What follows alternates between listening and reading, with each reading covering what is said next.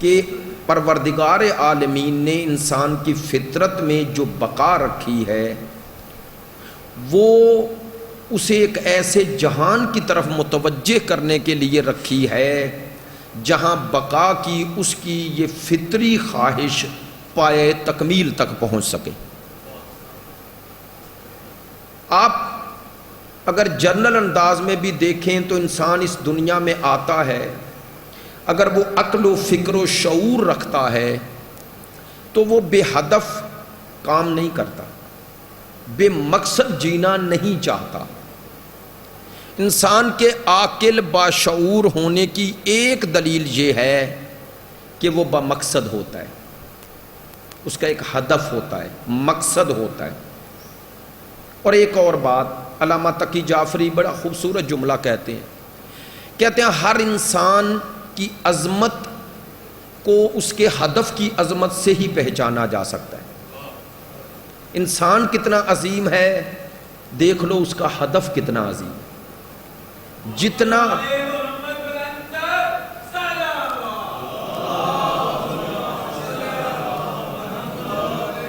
انسان کتنا عظیم ہے یہ دیکھ لو اس کا ہدف کتنا عظیم، اس کی آرزو کتنی عظیم ہے۔ اس کی اپنی عظمت کا پتہ ہی اس کے ہدف کی عظمت سے چلتا ہے۔ تو گویا کہہ سکتے ہیں اگر کسی کا ہدف عظیم ہے تو وہ عظیم ہے، اگر کسی کا ہدف ہی عظیم نہیں، کسی کا ٹارگٹ ہی عظیم نہیں، اسے عظیم کیسے کہا جا سکتا ہے؟ اسی لیے کائنات میں وہی لوگ باقی رہتے ہیں جن کا ہدف باقی رہتا ہے، جن کا مقصد باقی رہتا ہے۔ شاید امیر المومنین کے فرمان کی ایک تعبیر و تفسیر و توضیح یہ بھی ہو جائے جو آپ نے ارشاد فرمایا، اور جاہز ایک اہل سنت بہت بڑا عرب کا ادیب ہے، بہت بڑا ادیب، بہت نقاد ادیب ہے، نقاد ادیب اسے کہتے ہیں جو ہر ادب کو ادبی نقطہ نظر سے دیکھ کے پھر اس کو نمبر دے، تقلیدی نہیں ہے، تحقیقی ذہن ہے۔ جاہز ایک جملہ کہتا ہے امیر المومنین کے اس جملے کے جواب میں، یعنی اس کی تشریح میں۔ کون سا جملہ؟ امیر المومنین فرماتے ہیں قیمت کل امرائن ما یحسنہ، مولا کائنات فرماتے ہیں ہر انسان کی قیمت وہی ہے جو اس میں کمال ہے،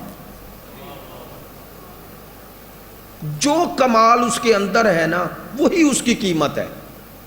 انسان جتنے جی چاہے دعوے کرے میں یہ ہوں میں وہ ہوں، امیر المومنین فرماتے ہیں اس کی زبان سے نا سن کے سمجھنا یہ کچھ ہے، اس کا جو کمال اس کے وجود میں بولے، جو کمال تمہارے سامنے آ جائے وہ اتنا ہی با کمال ہے اور اس کی اتنی ہی قیمت ہے۔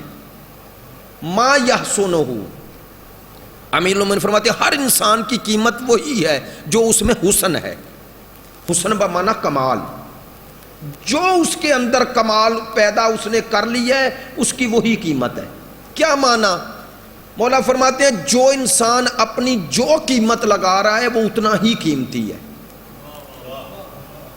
اگر وہ اپنے آپ کو، میری باتیں توجہ فرمائیں تھوڑی، میری بات پہ توجہ فرمائیں، میں جو کہنا چاہ رہا ہوں اس پہ توجہ فرمائیں۔ مولا کائنات فرماتے ہیں ہر انسان کی قیمت وہی ہے جو وہ اپنی قیمت لگا رہا ہے۔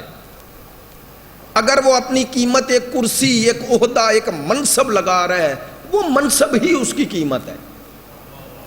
وہ اپنے آپ کو اگر ایک منصب کے مقابلے پہ بیچ دیتا ہے، اب بیچنے کا کیا معنی؟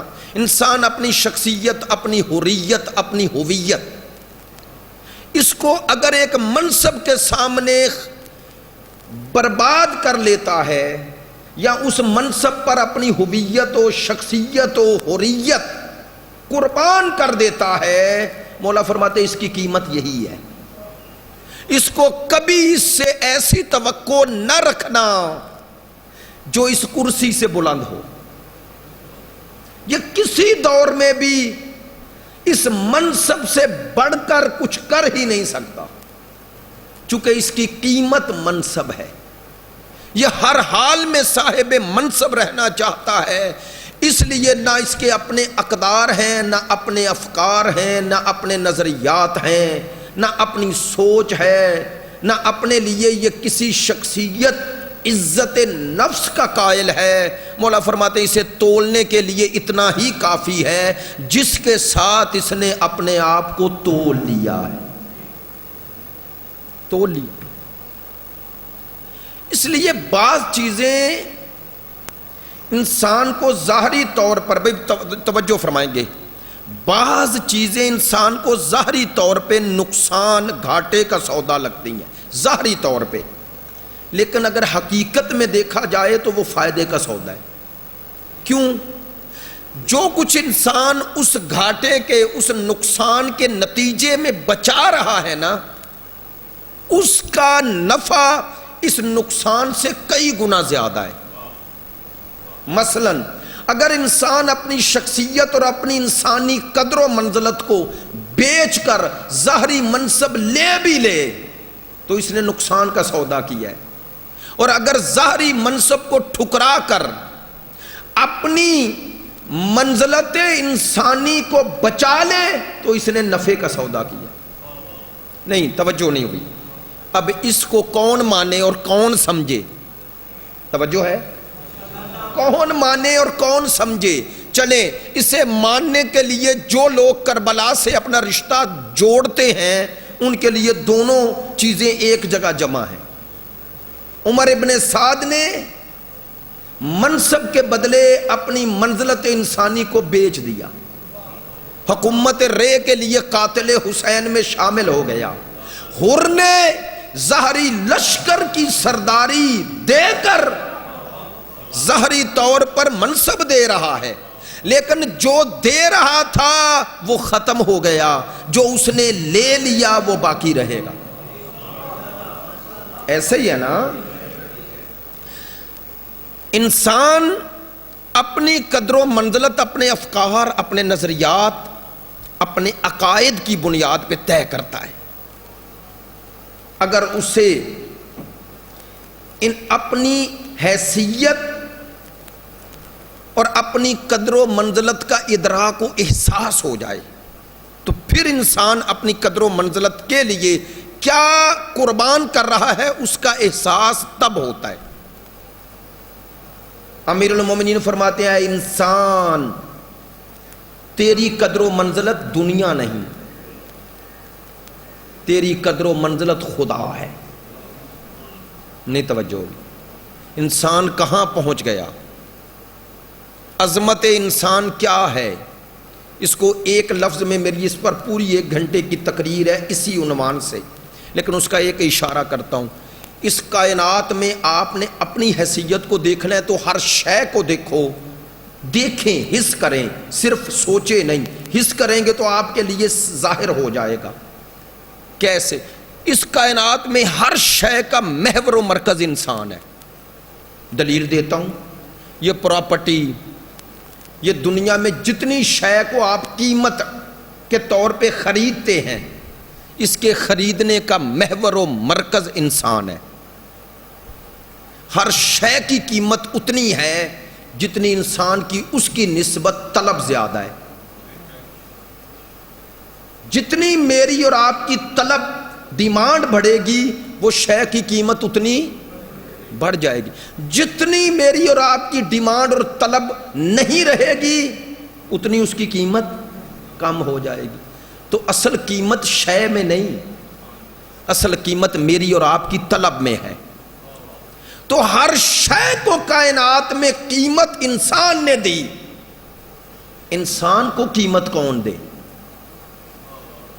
اگر انسان کی قیمت بھی یہ زمین، یہ زر، یہ جواہرات یہ بن جائیں تو یہ تو انسان کی وجہ سے عزت پا رہے ہیں، انسان ان سے عزت نہیں لے سکتا۔ لو جملہ بدل دیتا ہوں، کائنات کی ہر مخلوق کو عزت انسان دیتا ہے، انسان کو عزت کون دے؟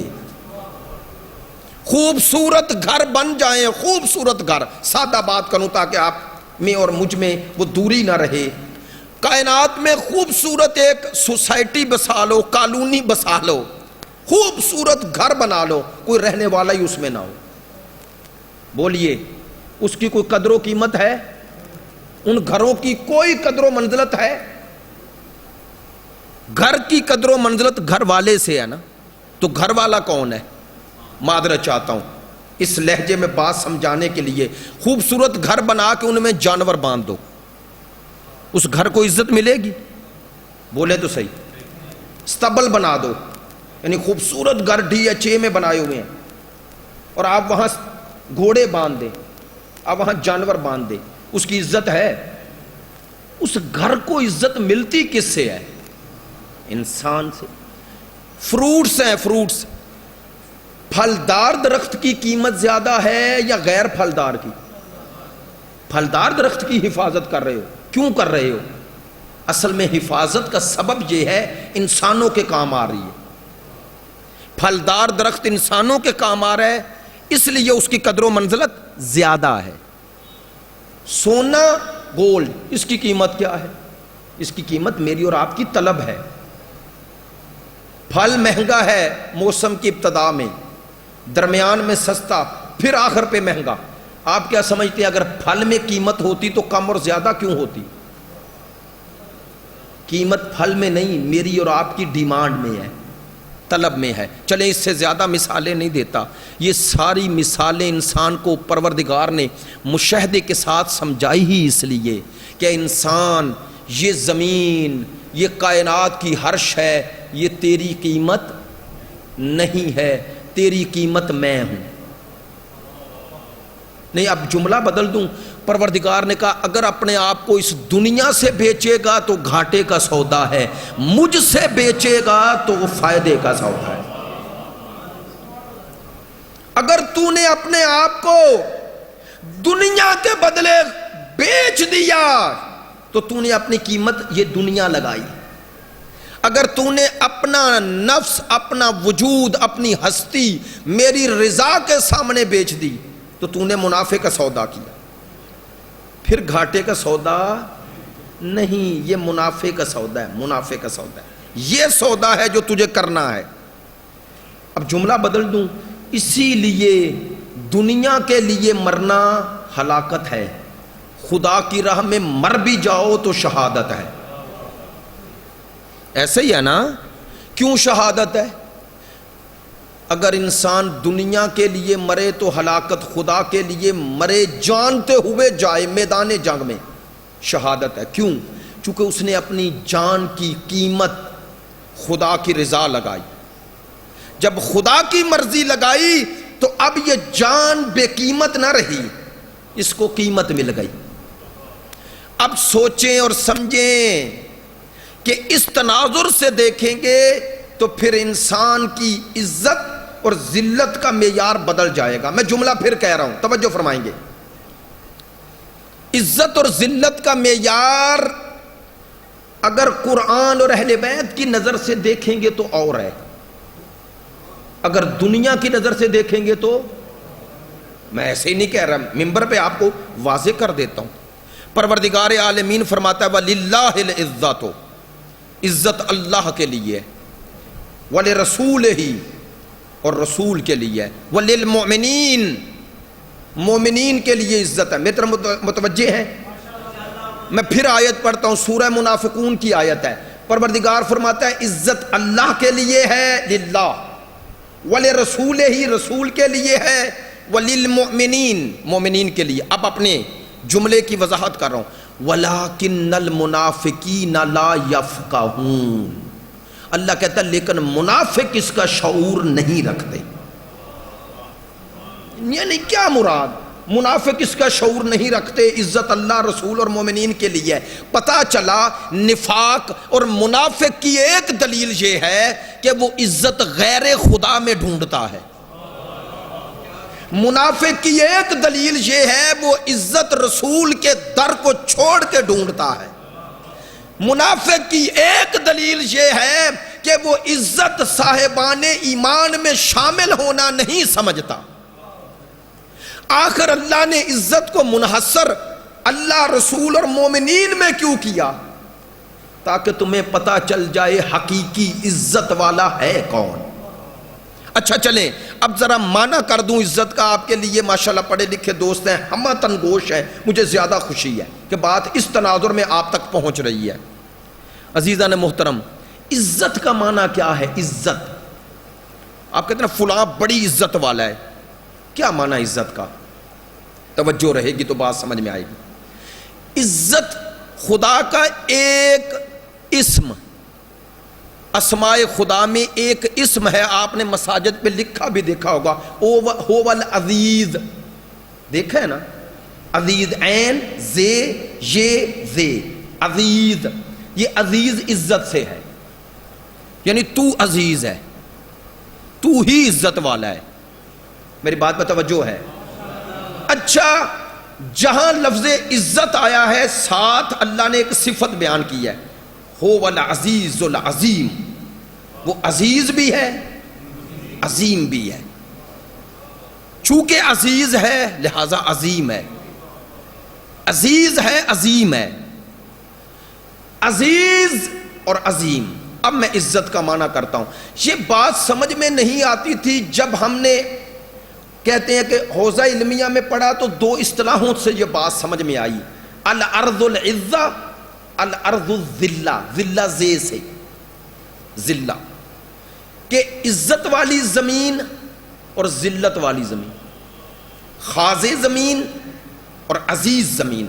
توجہ رہے گی، کہتے ہیں عرب اس زمین کو عزیز یا عزت والی لغتاً کہتے تھے ڈکشنری کے اعتبار سے، جس زمین پر جو بھی مارو وہ زمین اپنے اوپر کسی کو غالب نہ آنے دے،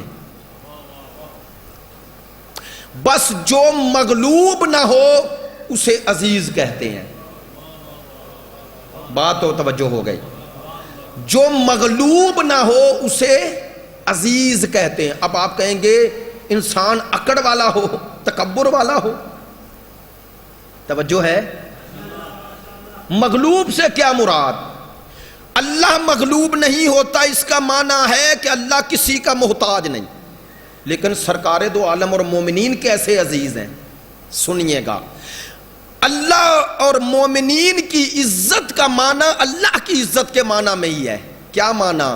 جس طرح اللہ ذلت کو قبول نہیں کرتا، خدا کہتا ہے میرا رسول بھی ذلت کو قبول نہیں کرتا۔ اب توجہ رہے گی، توجہ رہے گی تو بات سمجھ میں آئے گی۔ لو، اب عزت کا یہ معنی اگر سمجھ میں آ گیا کہ جو اپنی حیثیت اور اللہ نے جو مقام و مرتبہ انسان کو دیا ہے، انسان اپنی اس عزت اور شرف کو کسی شے، کسی دنیا کی پستی سے مغلوب نہ ہونے دے، ایسا انسان عزیز ہے۔ چلیں مثال دوں گا تو بات کھلے گی، چونکہ بات میں عام فہم کر ہی نہیں رہا۔ امام حسین عزت الہی کا مظہر ہے۔ کیسے مظہر ہے؟ امام حسین کے بیٹے، بھتیجے، بھانجے، بھائی، اصحاب، انصار، عزت یعنی عزت بمعنی مخدرات عصمت، جو انسان کی ذاتی طور پر عزت شمار ہوتی ہے، بہن، بیٹی، بہو، زوجہ، سب کچھ حسین نے قربان کر دیا، لیکن اپنے دور کے طاغوت کے سامنے سر نہیں جھکایا۔ اب سنیے گا، حسین یہ سب کچھ دے کر بھی غالب ہے، اس لیے حسین عزت والے ہیں، اور یزید سب کچھ پا کر بھی ذلیل ہے، چونکہ وہ خدا کی نظر میں ذلت پا گیا، خدا کی نظر میں ذلت پا۔ اب اگر کسی کے نزدیک عزت کا یہ معنی ہو، بے توجہ رہے گی، اگر عزت کا یہ معنی ہو تو وہ ہر کام کرنے سے پہلے خوشنودی یہ خدا دیکھے گا۔ کیا کہنا چاہتا ہوں؟ انسان دیکھے گا کہ اس راہ سے جو روزی رزق، وسائل حیات آ رہے ہیں، آیا یہ وسائل حیات میں میرا شرف انسانی، میری عزت انسانی محفوظ رہتی ہے یا نہیں؟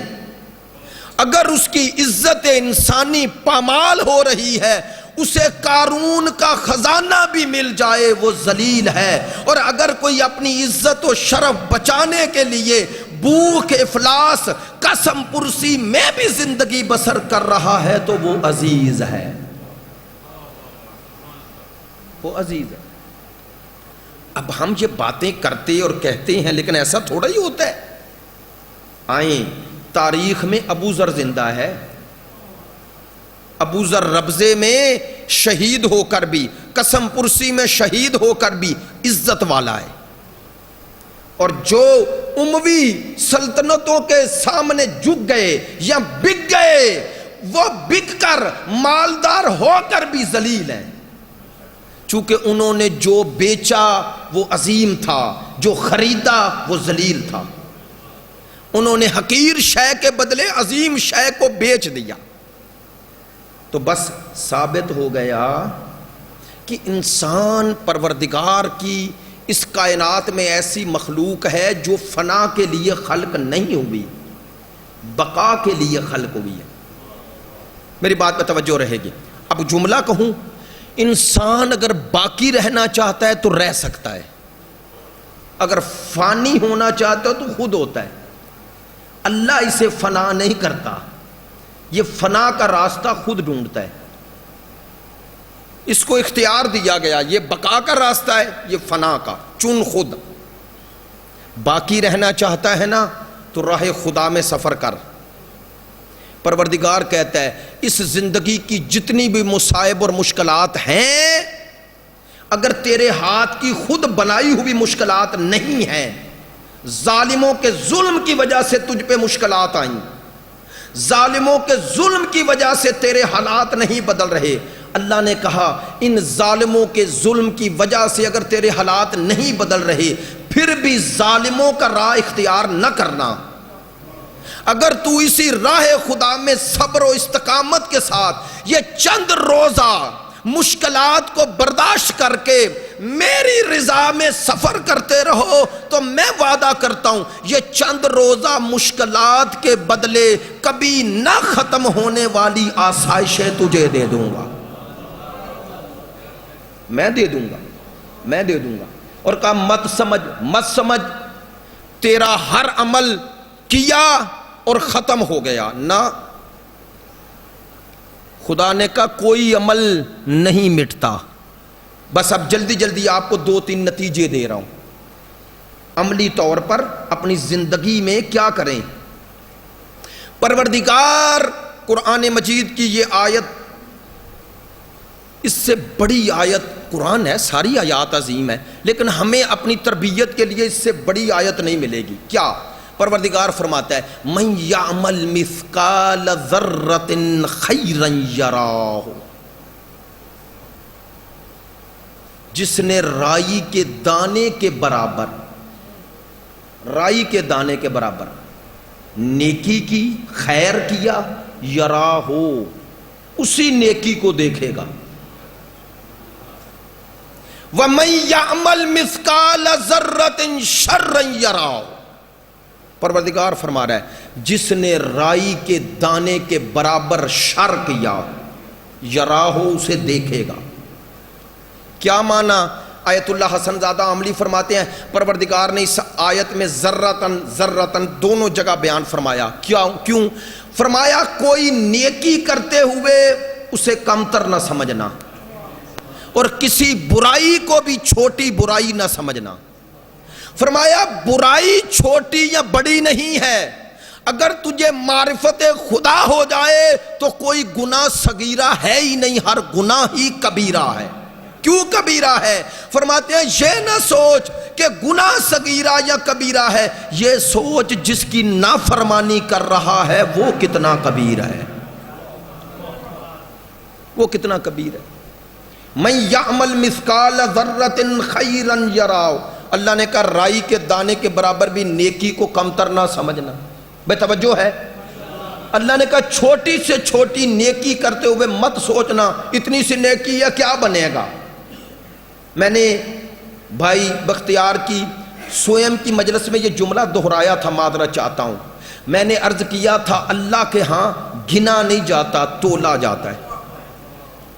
کیا معنی؟ یہی معنی ہے. پروردگار نے فرمایا نیکی کو میں گنتا تھوڑا ہی ہوں، تولتا ہوں، یعنی پرکھتا ہوں. یہ نہیں دیکھتا کہ نیکی کی مقدار کتنی ہے، دیکھتا ہوں نیکی کرنے والے کا معیار کیسا ہے، کس نیت سے کیا کیا، کس نیت سے کیا کیا، یہ دیکھتا ہوں. یہ تھوڑا ہی دیکھتا ہوں کسی مجلس میں، کسی جلسے میں، کسی محفل میں مجمع اگر ہزاروں کی تعداد میں ہے تو قبولیت ضروری ہے. اللہ کہتا ہے میں نے اگر لوگوں کو گننا ہوتا تو کربلا میں 72 کو اپنا نہ بناتا. آسان لفظوں میں بات کر، پروردگار کے ہاں گنے نہیں گئے، تو لے گئے. کہہ دوں جملہ، وہ جو 72 کے مقابلے پہ تھے، وہ لاکھوں ہزاروں جتنے بھی کہیں تاریخ میں ہیں، وہ سب کچھ ہو کے بھی زیرو تھے. زیرو عدد نہیں بنتا. اور یہ جو کربلا والے 72 ہیں یہ عدد تھے. عدد کیسے بنتا ہے آپ جانتے ہیں. ہمارے ایک عالم بڑا خوبصورت جملہ کہتے ہیں اگر آپ دائیں طرف اپنے بائیں طرف 0 لکھتے آئیں اور اینڈ پہ 1 لکھ دیں تو پڑھیں گے کیا؟ ماشاءاللہ صحیح کہا آپ نے، 1 ہی کہو گے نا. گنو گے 1 کو تو وہ جو پہلے 0 ہیں بیکار ہے نا، تو 1 ہی کام آیا نا، پہلے والے 0 ہو گئے. اگر 0 سے پہلے 1 لگا لو تو 0 بھی عدد بنتا جاتا ہے. میں نے تو بات کہہ دی ہے. ادھر 1 لکھو، اب 0 بھی آگے لگاتے جاؤ تو 1 کے ساتھ 0 لگائے تو کتنے بن گئے؟ 10. پھر 0 لگاؤ، پھر اب 0 لگاتے جاؤ، عدد بڑھاتے جاؤ. عدد 0 نہیں بڑھا رہا، عدد 1 بڑھا رہا ہے، 1 عدد کو بنا رہا ہے. کیا معنی؟ اب انہی کے جملے بڑے خوبصورت فرماتے ہیں اگر تم نے اپنے زندگی کی بنیاد خدا پہ رکھ لی تو اب 0 ہو کر بھی عدد بن جاؤ گے. اور اگر تم نے خدا سے اپنے آپ کو کاٹ لیا تو 0 ہی رہو گے. اور تب تک 0 جمع کرتے رہو گے جب تک پہلے 1 سے رابطہ نہیں جوڑو گے. انسان جو جمع کرتا ہے 0 ہی رہ جاتا ہے خدا سے کٹ کر. خدا سے کٹ کر یہ حیات 0 ہے، 0. اور خدا کے ساتھ یہ عدد بنتا ہے. عدد اس کے ساتھ بنتا ہے، وہ عدد بناتا ہے. وہ عدد کیسے بناتا ہے؟ کیسے بناتا ہے؟ وہ کہتا ہے عبدی، اے میرے بندے میرا ہو جا، میرا، پھر میں تیرا ہوں. نہیں توجہ ہوئی، تو میرا ہو جا، میں تیرا ہوں. کہا تو میرا ہو جا، جو کچھ تیرے پاس ہے مجھے دے. اب میں وعدہ کرتا ہوں تیرا ہوا ہوں تو تجھے زندہ میں رکھوں گا. فَاذْكُرُونِي أَذْكُرْكُمْ، میرا ذکر کرو. میں بھئی قرآن ہے نا، میں تمہارا ذکر کروں گا. اللہ جب ذکر کرتا ہے تو قولی ہے نا، اللہ کا ذکر عملی ہے. عملی بات آسان کرنے کے لیے اس طرح سمجھا رہا ہوں. عملی ذکر کیا ہے؟ بھئی میں بڑا خطرناک جملہ کہہ رہا ہوں. اللہ کی صفات میں سے صفت ہوول باقی ہے. جو خدا کا ہو جاتا ہے نا، خدا اسے اپنی اسی صفت کا مظہر بنا دیتا ہے. مظہر بنا دیتے، البتہ شرط و شروط اور حدود و قیود کے ساتھ اسے ہوول باقی کا مظہر بنا دیتا ہے. کہتے ہیں تو نے میرا ذکر کیا، اب تیرا ذکر رہے گا. اگر کسی کو شک ہے تو دیکھ لو صحرا میں دی جانے والی قربانی شہروں میں کیسے آ گئی. کہہ دوں جملہ، صحرا میں حسین نے اس کا ذکر کیا، کہا ہر فضا میرے خلاف ہے، کہا فوج میرے خلاف، میڈیا میرے خلاف، حکومت میرے خلاف، درباری ملا حسین کے خلاف، ہر سب کچھ حسین کے مخالف تھا، نہیں مخالف نہیں تھا۔ کیوں نہیں تھا؟ پروردگار فرماتا ہے للہ جنود السماوات والارض، زمین و آسمان میں میرے لشکر ہیں۔ اللہ کہتے ہیں جب میں اپنے لشکروں کو حکم دیتا ہوں تو تب میرے دشمنوں کی ہر چال ان کے گلے میں پڑ جاتی ہے۔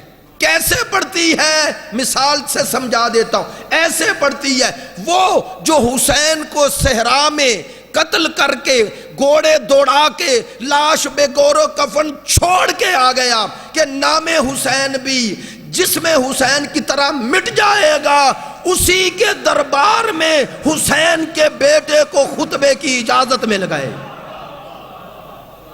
کبھی سوچا؟ اسی کا دربار، اسی کا مجمع، اس کے مجمع میں، اس کے دربار میں، اس کے سامنے ذکر حسین، اور ذکر حسین کرنے والا بھی فرزند حسین۔ اب یہ فرزند حسین ذکر حسین کر رہے ہیں، یعنی ذکر حسین سے مراد حقانیت اسلام کو بیان کر رہے ہیں۔ تو اب یہ دیکھیں اللہ کیسے ذکر کو بلند کرتا ہے، کیسے بلند کرتا ہے، کیسے ذکر کرتا ہے۔ یزید کہتا ہے جلدی کرو اذان دو، اذان دو۔ لو بھائی کچھ اور بھی تو کہہ سکتا تھا، یزید کے دربار میں رقص و سرود بھی تو ہو رہا تھا، کہہ دیتا رقص و سرود بڑھاؤ، نہ کہا، کہتا ہے اذان دو، اذان دو۔ کیا آپ سمجھتے ہیں اذان کا نام اس کی زبان سے ایسے ہی نکل گیا؟ نہیں توجہ ہو رہی۔ اذان کا نام اس کی زبان سے بغیر پلانے کے نکل گیا؟ نہ، مکرو مکر اللہ۔ اللہ کہتا ہے ایک چال تم چلتے ہو، ایک چال میں چلتا ہوں۔ اب دربار یزید اور اذان ہو رہی ہے، اللہ اکبر اللہ اکبر اللہ اکبر اللہ اکبر۔ کس کے دربار میں اللہ اکبر کا نعرہ ہے؟ یزید کے دربار میں۔ اچھا اللہ اکبر پہ اذان ختم نہیں ہوتی ہے، اشہد ان لا الہ الا اللہ اشہد ان محمد الرسول اللہ، یہ کہا۔ اب امام نے کہا رک، اور روکا، اور اب یزید کو مخاطب ہوئے، کہنے لگے یزید دیکھ لے، دربار تیرا، مؤذن تیرا، مجمع تیرا، اور نام میرا۔ یہ ہے فَاذْكُرُونِي أَذْكُرْكُمْ، تم میرا ذکر کرو، میں تمہارا ذکر کروں گا۔ ایک پہلو میں نے عرض کر دیا، بس 4 سے 5 منٹ میرے پاس ہیں۔ ایک آیت جو پڑھی، اب یہی مشکل بن جاتی ہے، تمہید میں ہی اتنا وقت گزر جاتا ہے، لیکن 7 بجے سے پہلے مجلس ختم کر دیں گے انشاءاللہ، پھر کبھی آئے تو موضوع انشاءاللہ چلے گا۔ لیکن جو جملہ کہنا چاہ رہا ہوں، من یعمل مثقال ذرۃ خیرا یرا، جس نے رائی کے دانے کے برابر نیکی کی، نیکی دیکھے گا، نیکی دیکھے گا، نیکی۔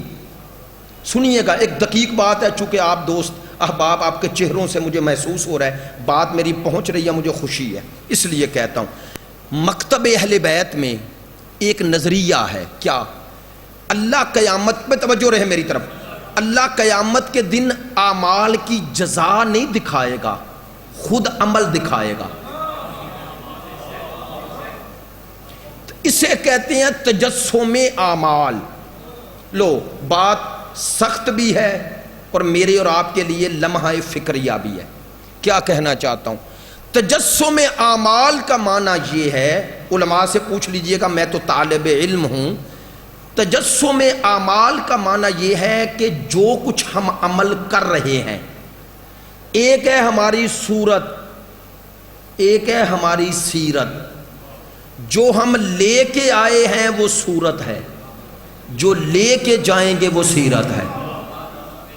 اور جملہ آسان کر دوں، جو ہمیں دے کے بھیجا گیا وہ صورت انسانی ہے، اور جو لے کے جاؤ گے وہ سیرت انسانی ہے۔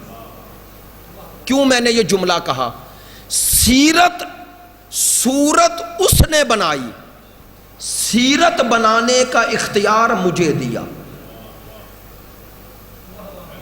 میں اپنے آپ کو کیسا بناؤں اللہ نے میرے ہاتھ میں اختیار، میرے سے مراد ہم سب انسان کے ہاتھ میں اختیار دے دیا. اللہ نے کہا جیسا کرے گا تیرا باطن ویسا بنتا جائے گا. میں کوئی ہوائی باتیں نہیں کر رہا، قرآنی آیات ہیں. انشاءاللہ پھر کبھی آیا پڑھوں گا، یہ آیات پڑھوں گا آپ کی خدمت عالیہ میں، لیکن ابھی سن لو، سخت جملہ اس معنی میں ہے. خدا کہتا ہے جیسا اعمال کر رہے ہو نا تیرا باطن ویسا بن رہا ہے. اب اگلا خطرناک جملہ یہ ہے میرے اور آپ کے لیے لمحہ فکر، یہ ہاتھ جوڑ کے کہہ رہا ہوں، جسارت ہوگی لیکن جملہ سخت ہے. پروردگار نے کہا وہاں تم کیسی صورت میں آؤ گے، ویسی نہیں جیسے تمہیں دے کے بھیجی گئی، وہاں ویسی صورت میں سامنے آؤ گے جیسی بنا کے لے گئے ہو. کیا مانا؟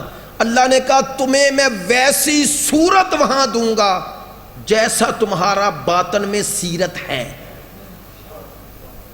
جیسی تم نے اپنی صورت تنہائی میں خلوت میں بنا لی، اللہ نے کہا وہ جہان حقائق کے ظاہر ہونے کا جہان ہے. یہاں سب انسانی شکل میں ہے تو وہ ہیں، وہاں بھی ایسا ہے نا.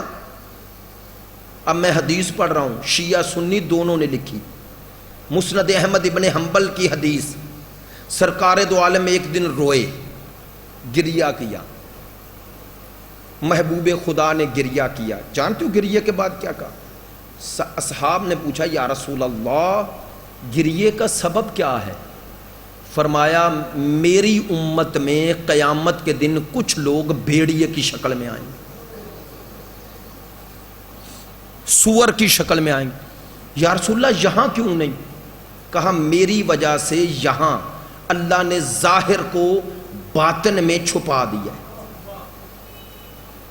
پروردگار نے جو باطن تھا نا اسے چھپایا ہوا ہے. وہ جہان چونکہ جزا کا جہان ہے لہذا جیسا باطن ہے ظاہر ہو جائے گا.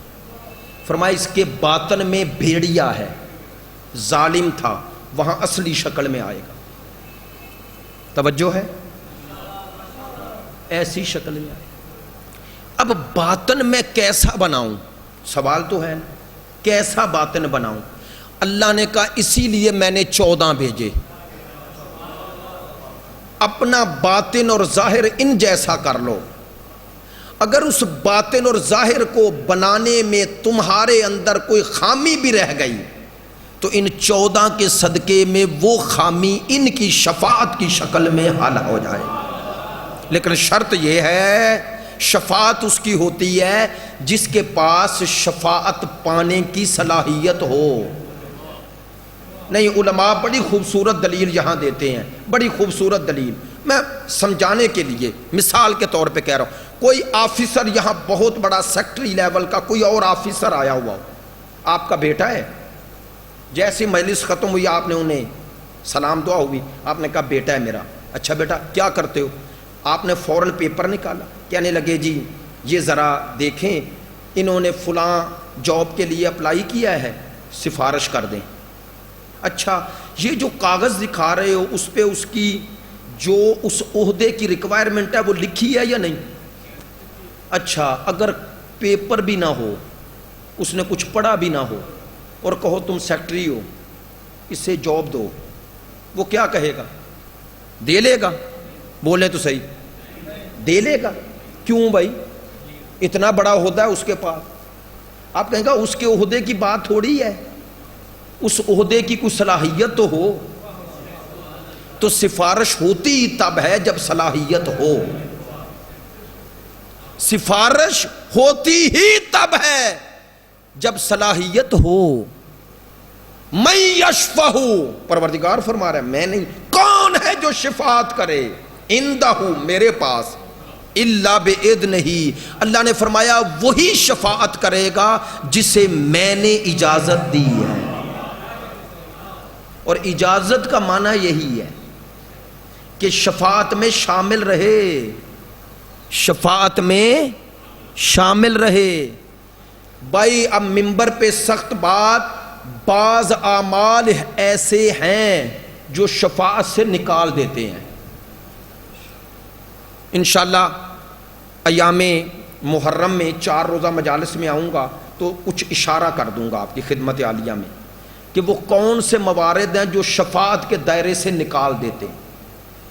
ائمہ نے فرمایا، میری کیا جرت ہے میں کہوں، ائمہ نے فرمایا ہم اس کی شفاعت نہیں کریں گے جو صلہ رحمی نہ کرے، ہم اس کی شفاعت نہیں کریں گے جو دوسروں کے حقوق غصب کر لے، ہم اس کی شفاعت نہیں کریں گے جو نماز کو حقیر سمجھے، ہم اس کی شفاعت نہیں کریں گے جو اللہ کی مخالفت بھی کریں اور اس پر اترائے بھی۔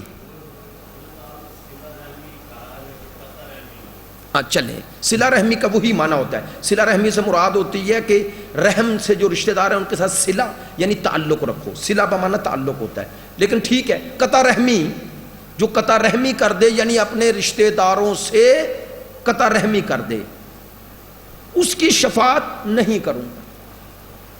اب دیکھیں شفاعت سے انسان نکل گیا، دائرہ شفاعت سے نکل گیا، صلہ رحمی نہ کرنے کی وجہ سے، قطع رحمی کی وجہ سے شفاعت سے نکل۔ اب یہ چیزیں پتہ ہوں تو پھر امید رکھیں نا، پھر امید رکھیں۔ اسی لیے یہ آیت میں نے صرف آیت پڑھ دیتا ہوں، گھر جا کر سورہ کوثر سے اس کی تفسیر آپ دیکھ لیجئے گا انشاءاللہ، آپ کو بہت لطف آئے گا۔ سورہ توبہ کی آیہ نمبر 105، سورہ توبہ آیہ نمبر 105، کیا خوبصورت آیت ہے۔ پروردگار فرما رہا ہے وَقُلِ اعْمَلُوا، میرا حبیب کہہ دیجئے اعملوا، عمل کرو، فَسَيَرَ اللَّهُ عَمَلَكُمْ، ان قریب تمہارے عمل کو، ان قریب تمہارے عمل کو دیکھیں گے، یرا دیکھیں گے، کون دیکھے گا؟ اللہ۔ اچھا اللہ تو ویسے ہی دیکھ رہا ہے، توجہ ہے، بس آیت ہے روایت نہیں۔ فَسَيَرَ اللَّهُ عَمَلَكُمْ وَرَسُولُهُ، خدا فرما رہا ہے میرا حبیب ان سے کہہ دیجئے عمل کرو، عمل، تمہارے عمل کو ان قریب اللہ دیکھے گا، بس نہ، وَرَسُولُهُ، اور رسول دیکھے گا، بس نہ، وَالْمُؤْمِنُونَ، اور مومنین دیکھیں گے۔ توجہ فرمائیں گے، اب اس کی تفسیر توضیح کا وقت ہی نہیں رہ گیا۔ وَسَتَرُدُّونَ إِلَىٰ عَالِمِ الْغَيْبِ وَالشَّهَادَةِ، اور جلد ہی تمہیں عالم غیب، غیب اس دنیا کے نسبت، والشہادہ، شہادت اس دنیا کی نسبت، خدا کہتا ہے تمہیں عالم غیب اور شہادت کی طرف پلٹایا جائے گا۔ فَيُنَبِّئُكُم بِمَا كُنتُمْ تَعْمَلُونَ، اور جو کچھ تم کرتے ہو وہ تمہیں بھی دکھایا جائے گا، جو کچھ تم کرتے ہو وہ تمہارے سامنے لایا جائے گا۔ اس میں 3 ہستیاں ہمارے عمل دیکھ رہی ہیں، اللہ، رسول اللہ اور مومنون۔ اب ہر اہل ایمان تھوڑا ہی مراد ہے، وہ اہل ایمان بھی ایسا ہی ہونا چاہیے جس کا ایمان مصطفیٰ جیسا ہو۔ معصومین سے پوچھا گیا اس مومنون سے مراد کون ہے؟ فرمایا وہی جن کا ایمان بھی کامل، جن کا عمل بھی کامل۔ فرمایا وہ کون ہے؟ عرض کیا صحابہ نے، امام کے صحابی نے عرض کیا یہ مومنون جن کے سامنے اعمال پیش ہوں گے وہ کون ہیں؟ فرمایا وہ عام مومن نہیں، ان کا ایمان مصطفیٰ جیسا ہے۔ فرمایا وہ کون ہیں؟ فرمایا وہی ہیں جو چادر تطہیر میں مصطفیٰ جیسے ہیں، جن کی طہارت، جن کا علم، جن کا شعور، جن کا ایمان سرکار جیسا ہے۔ بس پتہ چلا ہمارے اعمال کو خدا دیکھ رہے ہیں، مصطفیٰ دیکھ رہے ہیں، 12 امام دیکھ رہے ہیں۔ نہیں، روایات ہیں، اصول کافی، فروع کافی میں، بہار الانوار میں روایات ہیں۔ میں روایت کا صرف ایک مفہوم عرض کر دیتا ہوں۔ امام فرماتے ہیں ہر عمل کرنے سے پہلے سوچ لینا تم سب کے اعمال ہر شب جمعہ امام کے سامنے پیش کیے جاتے ہیں، پیش کیے جاتے ہیں۔ اور فرمایا سرکار دو عالم فرماتے ہیں تمہارے اعمال جب میرے سامنے پیش کیے جاتے ہیں نا، اگر ان میں نیک اعمال ہوں میں اللہ سے دعا کرتا ہوں ان اعمال میں زیادتی پیدا کر دے، اور فرماتے ہیں اگر تمہارے اعمال اعمال بد ہوں، سرکار فرماتے ہیں میں دل شکستہ کے ساتھ تمہارے لیے استغفار کرتا ہوں۔ نہیں توجہ ہوگی؟ بعض چیزیں ہم حس کر سکتے ہیں، میں ممبر پہ کہوں بھی تو آپ اس لیول تک جا نہیں سکتے، نہ میں جا سکتا ہوں۔ مثلاً آپ کی نظر میں کسی انسان کی بہت عزت ہو، آپ اس سے حجاب کا رشتہ رکھنا چاہیں، حجاب کا، بتائیں آپ سے کوئی گناہ سرزد ہو جائے، آپ یہ کوشش کرتے ہیں یا نہیں کہ اسے پتہ نہ چلے؟ کرتے ہیں؟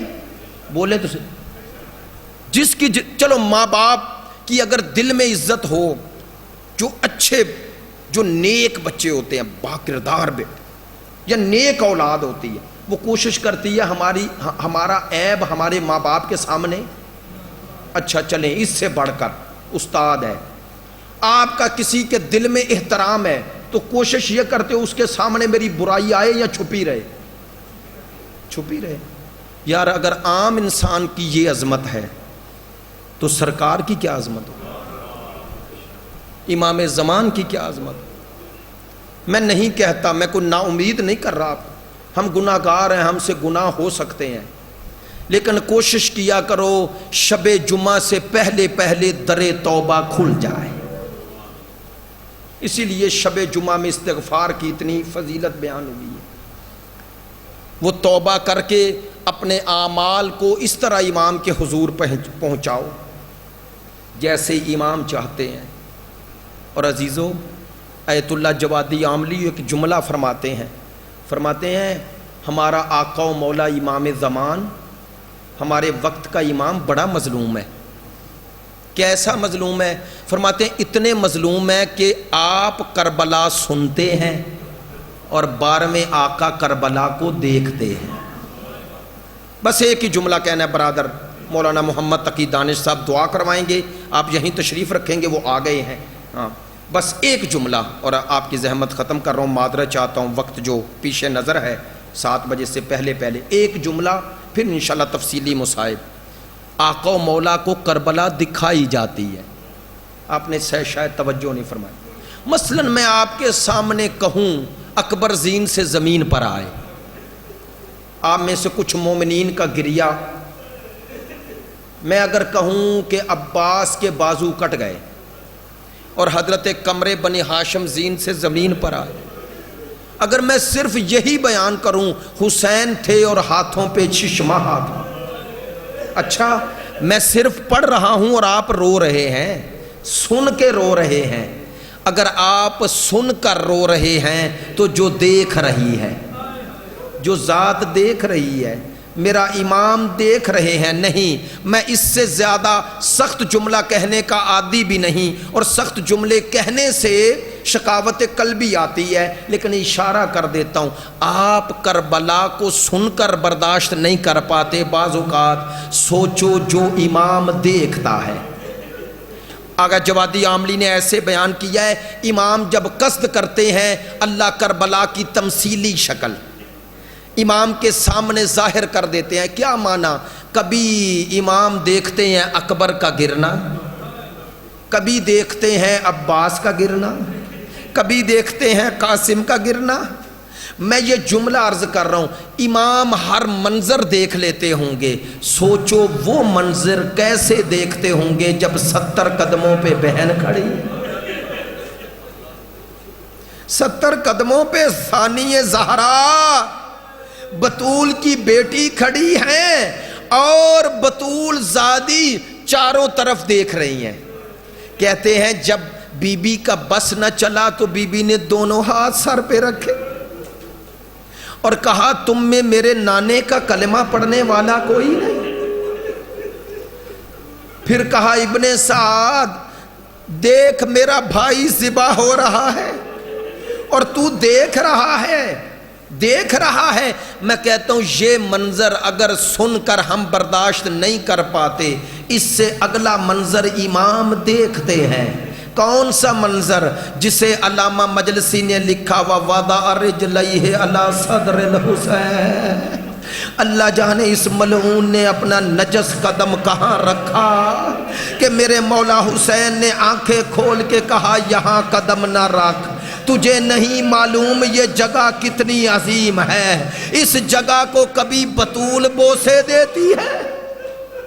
بس عزادارو آخری جملہ کہہ رہا ہوں، اگر اس منظر کو سن نہیں پاتے ہو تو اگلا منظر تو اس سے بھی زیادہ مشکل ہے، جب شام غریباں اور شمر کے ہاتھ میں نیزہ ہے اور خیموں کی طرف آ رہا ہے، اور عزادارو اس حال میں ثانی زہرا ایک خیمے سے دوسرے خیمے میں چھپ رہی ہے۔ میں یہ جملہ نہ پڑھتا، ایک بہت بڑے عالم سے سنا، کہتے ہیں جناب زینب کے سر سے اس وقت تک چادر نہیں اتری جب تک سیدہ کے ہاتھ اور سر زخمی نہ ہو گیا۔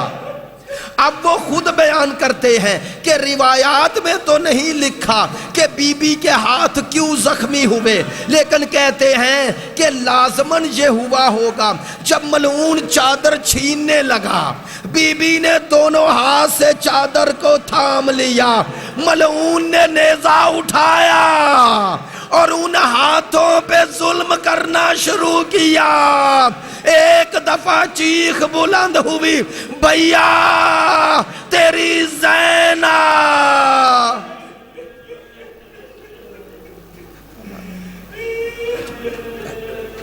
آئیے